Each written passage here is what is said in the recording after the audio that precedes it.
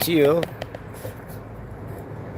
from Sefer Devarim, the fifth book, the 5 books of Moses, in the parsha called EiKeV, which aligns with this week, from Sheni, the second of the 7 parts, which relates to today. This is how it starts, okay? Hishamer lecha. Shamer is guard. The he shamer is like a command. Lecha, to you. Le is to, cha is you. So Hishamer lecha, like guard to you. Guard for yourself, you know. Pen tishkach, lest you forget. Lest you forget.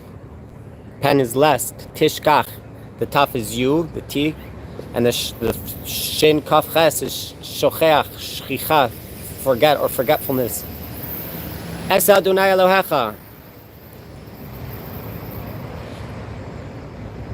The S is not really translatable, the Aleph Taf. So Es Hashem, the Yud He Vav He, your God, Elohecha, your God, your Eloha. Levilti Shmar Mitzvaysav Umishpatav V'Chukaysav Asher Anoichi Mitzav Chayim.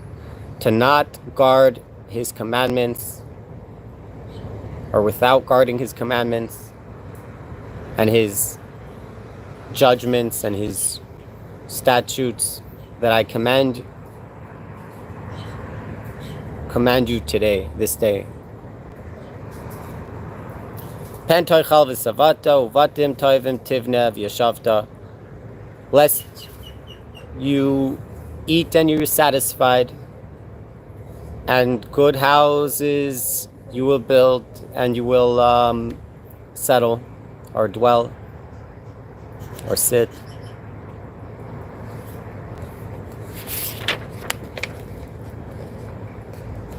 Uvkarcha v'tzayncha yir biyun v'chesef v'zahav yir belach v'chal asher lecha yir be.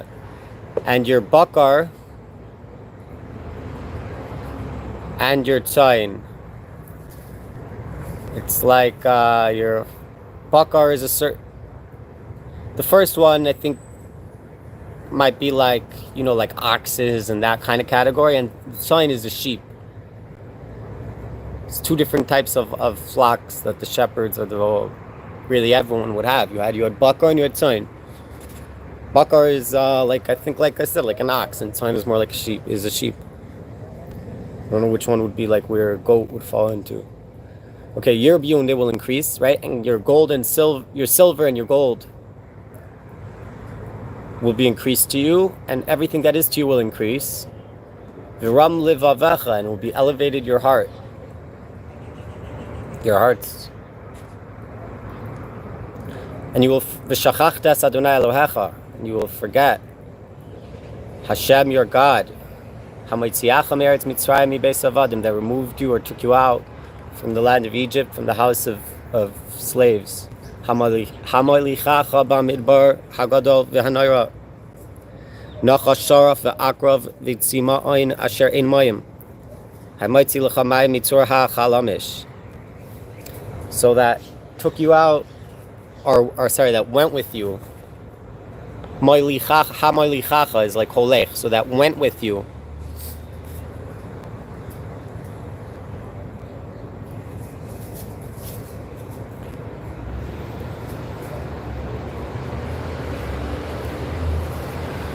Yeah, He went with you in the great desert, the great and awesome or wondrous desert.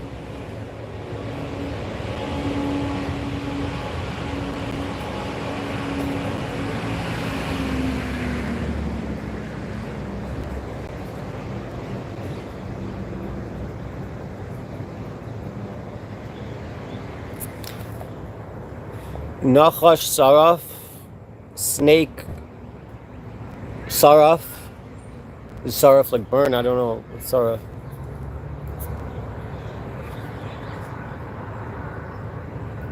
Akrav might be like a scorpion. V'tzima ein, and like thirst, I think.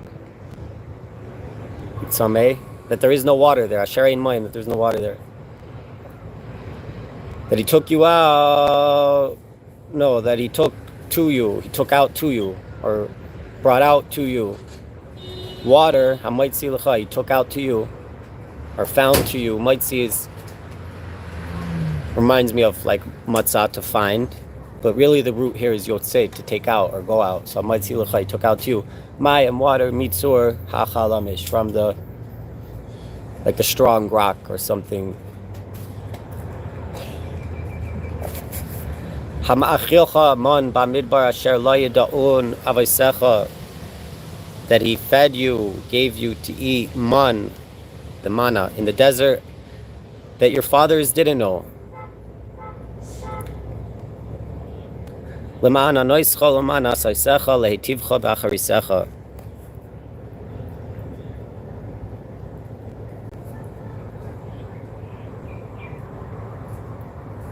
He fed you man in the desert that your fathers didn't know. I guess they didn't know this desert, I guess. Right? Why? To test you, and to test you, what's the difference between anois? I don't know what that means. Like, I think to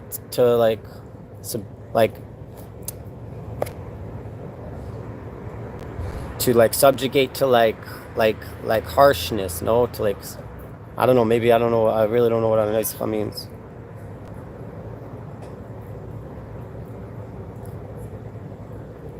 But to do inoi to you, and to test you, and to benefit you, to give you good at that in your end.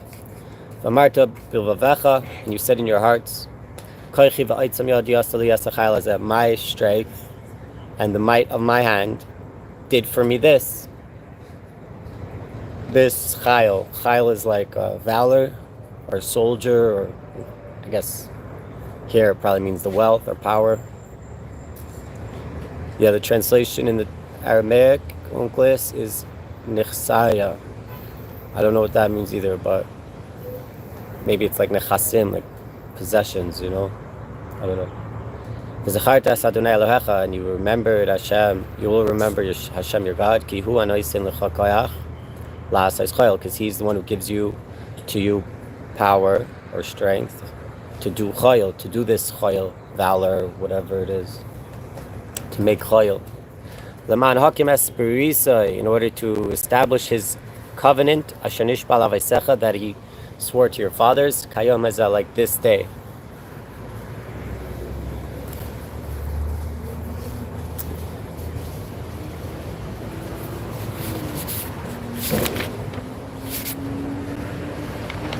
There's more, but here we have a little pause. In the Torah scroll, the way it's written, there are pauses and lines. So here there's a pause, pause. Where we started, there wasn't a pause. It was just smack in the middle of a paragraph. But it is specifically today starts there. It starts in the middle of a paragraph. It does that sometimes.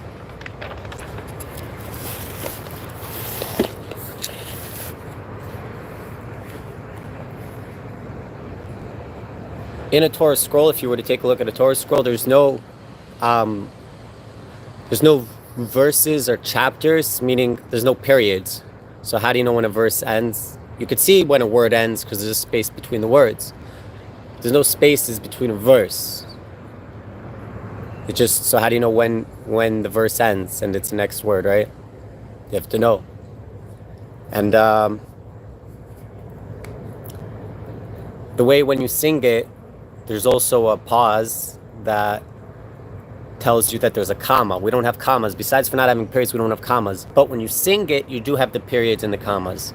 So those who know how to sing the Torah, if they're reading from a Torah scroll, there's no periods, there's no commas. There's only spaces between the words, But they know, based on how you sing it, they know where the commas are and the periods are because they know how to sing it. And then you have spaces between paragraphs. So in the Torah you have paragraphs. You don't have chapters. We don't have chapter 1, 2, 3, 4, 5 from the Torah itself. That's a later innovation. In the Torah itself, you just have paragraphs. So Between each paragraph, you'll either have like 1 line, I think, or 3 lines, or something like that. Maybe 3 lines and 7 lines and 9 lines. I don't know the idea, but one is less space and one is more space. And one of them is called a closed paragraph and one is called an open paragraph. I don't know which is which. But in the Chumash, when you're reading from, you'll see a pei. That means it's patuach, open paragraph. If you see a samach, sasum, it means closed paragraph. And it has to do with how many spaces are between the paragraphs in the Torah scroll. What that all means, I don't know.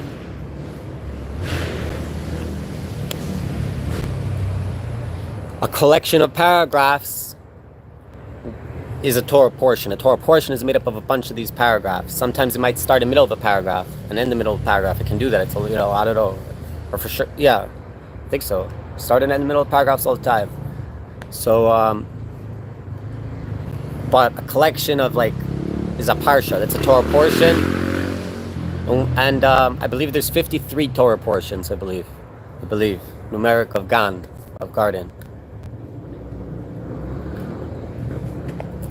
Okay, so let's see that same verses that we just read. We read how many verses? We read chapter 8 in the 5th book of Moses, Devarim. We read chapter 8 from verse 11, and we read through 18. We got up to 19, we stopped. We didn't do 19.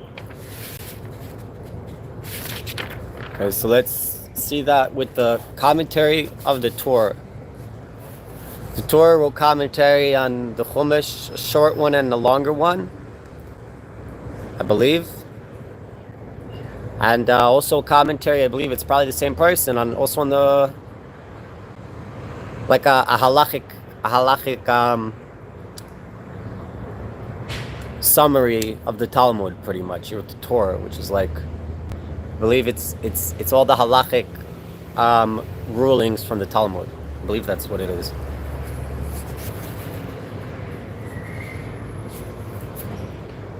Okay.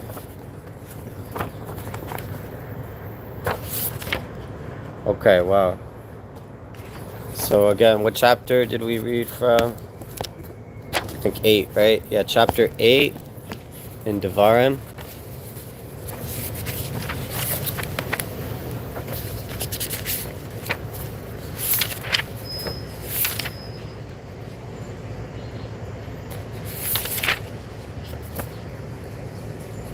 Okay.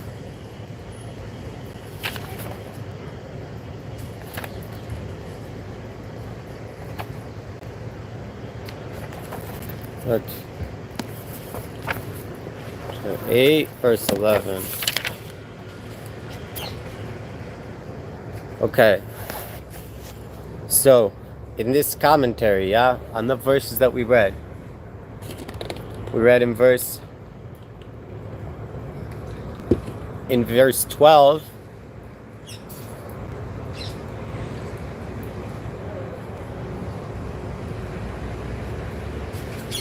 in verse 12 we said, lest you eat and you're satiated, and good houses you're going to build and dwell, and you'll dwell, right?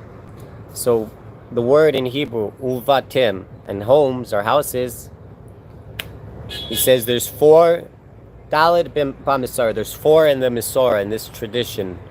What does that mean in the tradition? Let's see where he's quoting from, and that's probably what tradition means, Misora. But he says, Uvatim Toivim Tivna. So I guess that's ours. In our verse right here, I guess that we're in the book of Numbers, right? Devarim, I believe, is the book of Numbers, chapter 8, verse 12, where it says, and homes, uvatim toivim, and homes that are good, But uvatim, so we have in our verse, uvatim, right? Our verse is uvatim toivim tivna. Right? Is that what it said? Yeah. And good homes you will build, right? Uvatim maleim kol tuv. And so the second one is, and homes that are filled with all good. That's apparently from the same book, Devarim, the book of Numbers, in chapter 6, verse 11. Okay? So that's the second one. The third one here is, V'chamdu sadais v'gazalu uvatim v'nasa'u. It's from the book of Micha, chapter 2, verse 2, it says, I think, and they desired fields, maybe, and they stole them, and homes, and then what? And they fled. I'm totally maybe mistranslating, but I'm not sure. But it says this word, uvatim, and homes, and houses, uvatim, okay? And the fourth one is uvatim me'ein adam, and homes me'ein adam, from no man. I don't know, but that's from Yeshaya chapter 6 verse 11. Okay. Im tishmar mitzvaysav, if you guard his commandments, timtzevatim maleim kol tuv, you will find houses that are filled with all good. Uvatim tovim tivna, and homes that are good you will build. Aval im ram levavecha, but if it's elevated your heart, v'sigzal sadais uvatim, and you steal fields and homes, az uvatim ein adam, then you're gonna have this other verse, and homes without a person or something.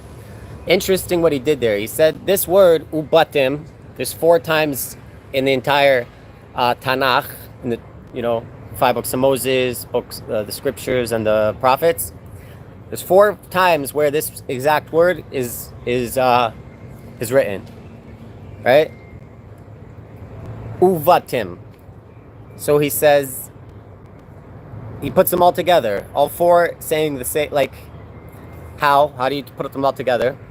It says, if you guard my commandments, then you will find homes that are full of good. That was one. It said homes full of all good. That's from the book of Numbers, chapter 6, verse 11. So, if you fulfill my commandments, then you have Numbers, chapter 6, verse 11. You will find homes filled of all good, right? And you will have our verse here, in book of Numbers, chapter 8, verse 12. That what? And homes that are good you will build. But if you're elevated is your heart, then you're gonna steal homes, fields and homes, which is from Micha chapter 2, verse 2. And then you're gonna have Yeshaya chapter 6 verse 11, uvatim ein adam, homes without a person. You get it? He's putting all 4 of these occurrences of this word together to make one nice. Get it? Pretty cool, right? Okay, next verse in verse 13 we said uvkarcha v'tzayncha yer biyun v'chesav v'zav. So your bakar and your tzayn, your cattle and your sheep and your cattle, your flock and your cattle, whatever. They will increase, and your money and your silver and your gold. So he says like this: Samach kesef v'zahav l'tzayni. In the verse, it was put together. Smicha, right? Samach was put next to each other. This kesef and zahav, this silver and gold, l'tzayin, to the sheep, right? It says your bakar and your tzayin, which tzayin are sheep, will increase, and your silver and your gold. So the silver and the gold is next to the tzayin, the sheep. To tell you, Harit says Shiyashir, he who wishes that he will get rich, Yasaik bevhema daka, he should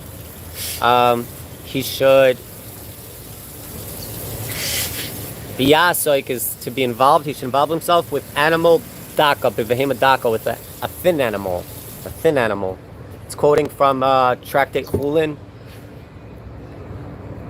Okay, when we call Makam Ksiv Yer Biyun Chaser Vav. In any case, it's written the word Yer Biyun, missing a Vav. That if you, to tell you that if you say, it's saying that if you pasture in other fields, Nechasav Mismaititin, his possessions are made less.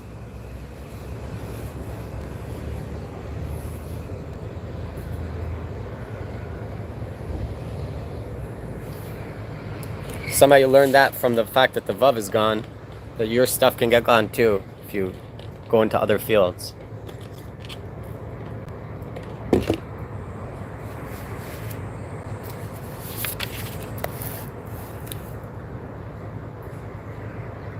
Okay, we said Nachash Shara Ve'akra V'Tima'ain, like the snake, the burning or something, the scorpion and thirst. Bigamatria, it's numerics. It's this numerics of Bekazdim, Bifaras, Bimakedoin, Uvseir. These four places, I guess. Yeah, I don't know how to say that in English. Kazdim is what? I don't know. Cassadia, something probably, no idea. Paras is probably Persia. Makedoin, I have no clue. Seir is Seir, like Esav. I don't know. There's a lot more, but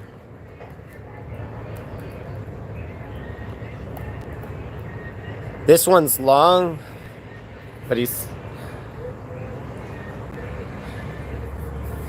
the next one does the same thing. It says Kagayim on verse 20. It says Kagayim, like the nations, right? So he says Gimel, it's 3 times. You have in Yechezkel chapter 20, verse 32. Kagayim asher Adonai ma'avid niyak. No, that's what we have here. Sorry. Verse 20. Yeah, that's here. So we have this one, Kagayim asher Adonai ma'avid. Verse 20, we didn't even read it. But I just saw that here he does the same thing with the 3 times it occurs in Tanakh. So with ours, verse 20, chapter 8, verse 20, in the book of Numbers, like the Goyim Asher Hashem Ma'avid, like the nations Ka-Goyim, right, that Hashem destroyed. And then we have Yechezkel, chapter 20, verse 32. It says, Niyeh Cha-Goyim, we will be like the nations. And then we have Melachim Beis, Kings 2, chapter 17, verse 11, Vayikatru Sham B'chol B'mais Ka-Goyim, and they brought incense there, like, on all the high places, these altars, like the Goyim. So he said, what's these 3? Mida Keneged Mida B'shvil Vayaktu Sham Kagayim, because they brought incense like the Goyim. Amru Im Lo Niyeh Chagayim, and they said, if not, like, shouldn't we be like the Goyim? Alkein Kagayim Asher Hashem Ma'avid Mipnechem Kein Toivedun. Then so too, because of this, then like the Goyim that Hashem destroyed from before you, so will you be destroyed. And he's connecting the 3 places where this word Kagoyim is in Tanakh. This is before AI, this is before computers, this is from way long ago, this is way before they had access to this. Can you imagine knowing everywhere in the whole Tanakh where a word appears? Going through a book, okay, we're going to read the book of Numbers, chapter 8, verse 12. This word, where else in the whole Tanakh does it appear? First of all, yeah, how many places and which places? Pretty wild. Think about that. Pretty wild brain power capacity to be able to know where a word appears elsewhere in Tanakh and exactly where and how many other places. Pretty wild, no? Pretty wild. Imagine I ask you right now, Bereshis. Is there any other place in the Torah where the word Bereshis is? Would you know even? The whole Tanakh? I wouldn't. I mean, I know Rashis to Gancha, but that's not Bereshis, right? Bereshis, the same exact word, Bereshis. Does that appear? Even the AI probably doesn't know, by the way. They're very bad with Torah stuff.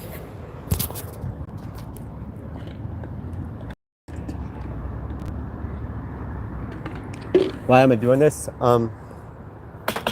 Figured it would be cool to do a little study.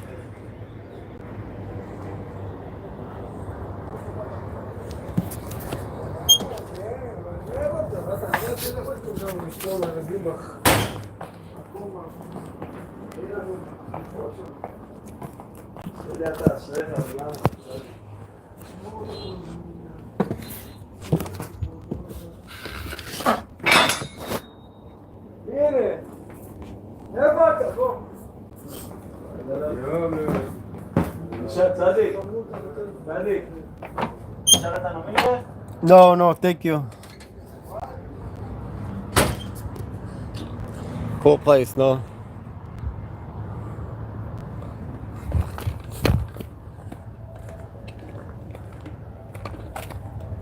I asked if I'm going to stay for Mincha. I don't want to pray Mincha. What's Mincha? Well, there's 2 ways to answer this, okay? The first way is that each of the three patriarchs instituted a prayer. So Abraham instituted a prayer, meaning every day, I guess he would pray. Like, I think he was the morning prayer, I'm not sure. But Abraham, whichever time of day it was, he instituted every day that there should be this prayer. So I guess, if it's the morning prayer, what does that mean? It means from the sunrise until, I guess midday or until sunset, I'm not sure exactly. But that time period would be a prayer, like meaning every day we would pray at that time. And we do that till this day, So Abraham instituted one, Isaac instituted one. I think Isaac instituted the afternoon prayer, which is, right, what they were praying now, what they're about to pray. Meaning it's from the afternoon at some point after midday. I don't know, an hour and a half after midday, an hour and a quarter, a few hours after midday, I don't know. But it's at some point after midday, not like immediately after. So a little while after midday until the sunset, that's this prayer. It's mincha. I think Isaac instituted, and then Jacob also instituted one. I think he instituted the Mariv, the one at night, which is an optional one. He, it was never instituted like something to do. The first two were instituted as something you have to do as descendants of Abraham and Isaac, and and through Jacob, you have to do these prayers. So I don't do these prayers. I don't love it.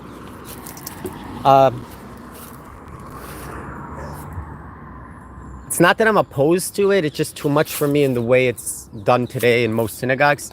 If I were to open up my own synagogue, it would be done slightly differently.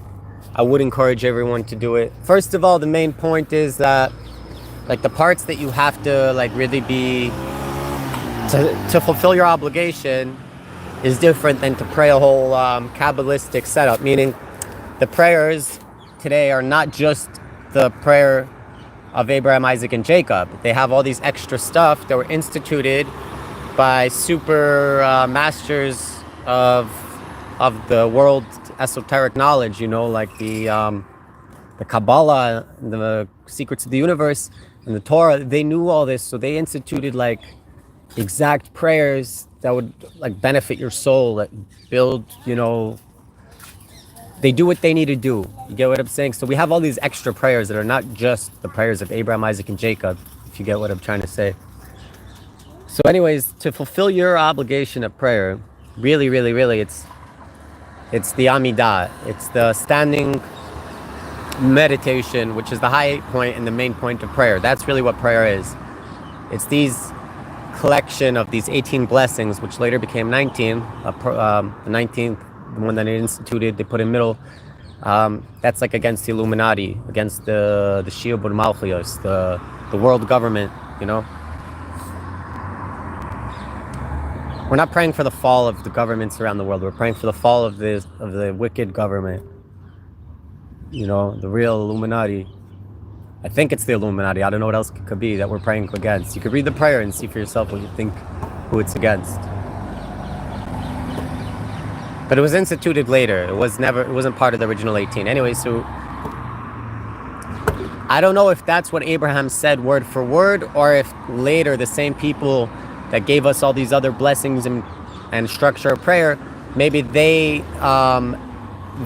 took this prayer that Abraham instituted, we have to make a morning prayer, and Isaac instituted, we have to make an evening prayer, and Jacob a night prayer. Or I might have gotten those three out of order, but I think it was the order. I'm saying it could be the later people, maybe the Anshe Knesset Hagadola, the Great Assembly, or men of the Great Assembly, or some other group of masters. Maybe they just took that obligation and gave it a formal wording, meaning Abraham did his meditation at, and Isaac did Abraham's meditation, plus he made his own later in the day, and then Jacob did those two, plus he added a nighttime one, right? But by the time it got to Anshe Knesset Gedola, maybe they finally took that and gave it formal words to say that go along with it. Maybe that's what happened. That's probably more accurate of what actually happened. Unless, no, Abraham actually had the same text that we have today. I don't know. But what the point is, you're supposed to have a silent meditation, and your soul is supposed to connect to God. Abraham instituted it, you do it every morning. Isaac did it like Abraham, but he also added do that in the afternoon. And Jacob said you did both, but he also added do it at night. And since then we've been doing it 3 times a day. That's what you're supposed to happen. Connect back to God. Complete sensory deprivation. You're not supposed to know where you are. Like you're just you and God. Like really. I'm saying if a snake or scorpion is crawling up your ankle, you don't move. You don't flinch. You're not even supposed to do nothing. You're with God.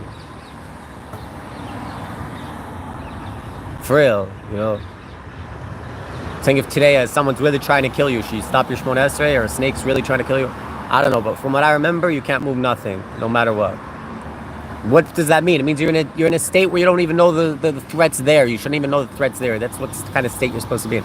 But anyways, what I'm trying to say is that's what prayer is supposed to be. I don't know if I could do it in today's form, but to fulfill the obligation of Abraham that he put, and Isaac and Jacob, their obligation today, and according to the rabbis, it's really the sages, it's really to say those 18 which became 19 blessings.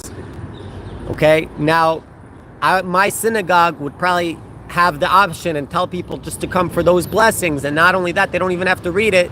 The prayer leader reads it out loud anyways, and we'll just tell everybody, you don't even, as long as you hear it and you say amen after each blessing, you don't talk in between, you're praying with him. You don't even have to say the words. You can literally just sit there and meditate, and the guy will read the book for you. That's all you have to do. So I would totally do that. I would do something like that. I could technically walk into any synagogue, wait for the time that the prayer leader does that part where he reads it out loud, and I could just listen. And sometimes I do that, at least for the beginning. I don't know. But not only that, there's even a short prayer that we say, by the way, that has, instead of saying the 18 which became 19 blessings, there's a condensed prayer which is just one blessing all in one, I believe. Or maybe it's 3 blessings. But it's very short. It's much shorter. And it's hard to find it anywhere. They don't even print it in the prayer books. But my synagogue, we would give them out to people and would say, listen, if you want to pray and you don't have the time, you don't have the patience, this is the emergency shortened blessing. It's really only for emergencies. But if the sages that instituted those blessings said this works in an emergency, and you're in an emergency because you're not going to say the whole thing because you're too stressed out, say the short one. I'm totally all for that.